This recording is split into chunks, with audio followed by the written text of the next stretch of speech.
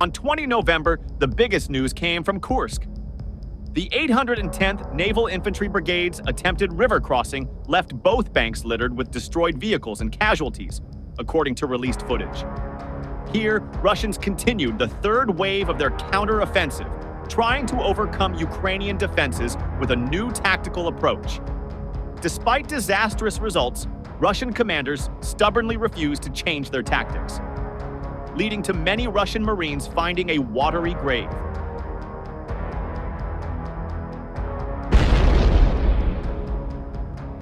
The main goal of the Russians at this stage of their counter-offensive was to penetrate the Ukrainian defenses in a pincer maneuver and take the northern front of the Ukrainian incursion into a pocket. Recently, Russians decided to double down on their assaults on Avdiivka, assuming they were on the brink of collapsing Ukrainian lines. This time, Russians tried to use a different tactic, assaulting the settlement head-on from the east to distract Ukrainians while launching a flanking attack from the south.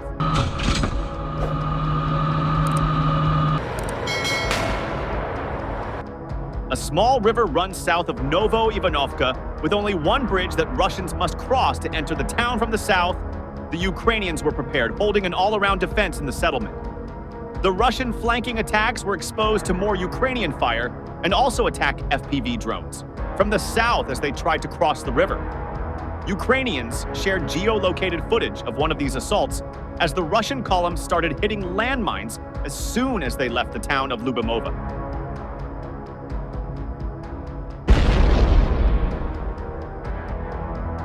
As they crossed into the southern fields, many Russian vehicles were hit and caught fire. And at the same time, the infantry prematurely dismounted in a desperate attempt to reach the safety of the forest. Only one of the 6 Russian vehicles managed to enter the settlement in the end, but was ambushed and disabled by a Ukrainian anti-tank weapon and FPV drones. After that, Ukrainians quickly finished off the scattered Russian infantry. Despite the Russian attack failing, and Ukrainians now knowing the Russian plan of attack, Russian commanders ordered another 5 waves of mechanized assaults in the same way as before.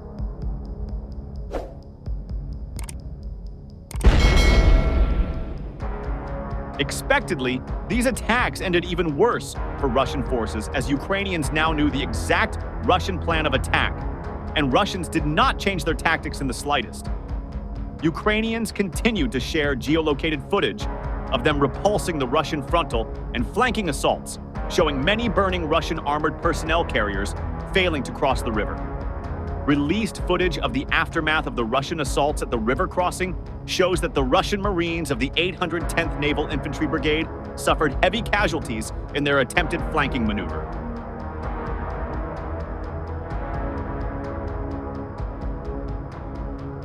Meanwhile, from the footage, grimly shows the riverbanks and the reeds being littered with dead Russian soldiers and destroyed armored vehicles, and Ukrainian soldiers in the region state that Russian forces' activity in the Kursk direction remains steady.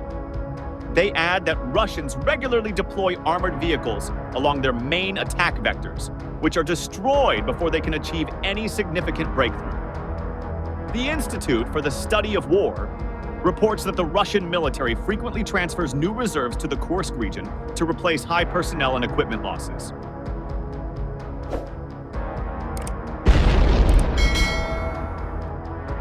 Overall, Ukrainian units have even described their defensive situation as stable, despite defending against the third wave of the Russian counteroffensive and coming under near constant Russian assault.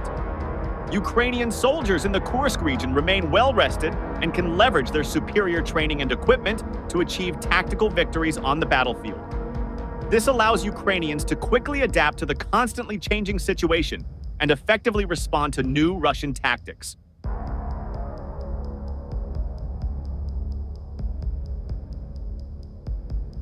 As Russian losses rapidly mount and their progress stalls, Russians quickly deplete their more elite assault units, further diminishing their prospects of breaking through Ukrainian lines. On the other hand, online is a video showing a Ukrainian tank firing at buildings where Russians were hiding, then deploying a smoke screen and retreating, while a second tank, providing cover, comes under attack from an enemy FPV drone. According to reports, the events took place in Kurakov, a frontline town in the Donetsk region in eastern Ukraine. The tanks of the 46th Airborne Brigade struck Russian forces in the ruins of a shell-hit area from close range.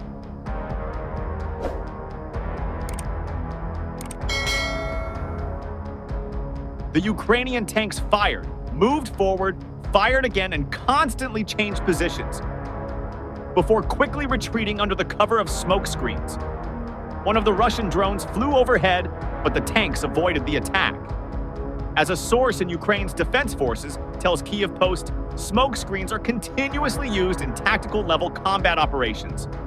They provide cover for offensive operations, supply chain protection, and the movement of personnel and military equipment.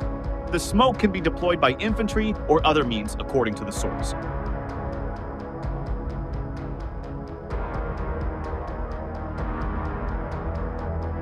A key part of these operations involves Western tanks, such as the Leopard 1A5 and Leopard 2A4. Provided by Germany, they offer modern optics, greater gun accuracy, and better protection compared to the Soviet T-64 and T-80 tanks, which are also used on the battlefield, Forbes writes. The Leopard 2, A4 in particular, thanks to its speed and maneuverability, is ideal for executing quick strike and retreat tactics. And Ukrainian tank units have been engaged in intense fighting in the Kurakov area for several weeks.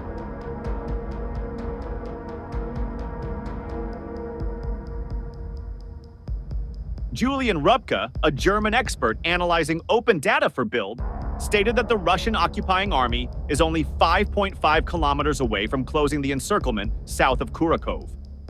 As Ukrainian military journalist Yulia Kyrienko-Marinova reported, Russian forces have almost destroyed Kurakov with constant artillery shelling and KAB strikes.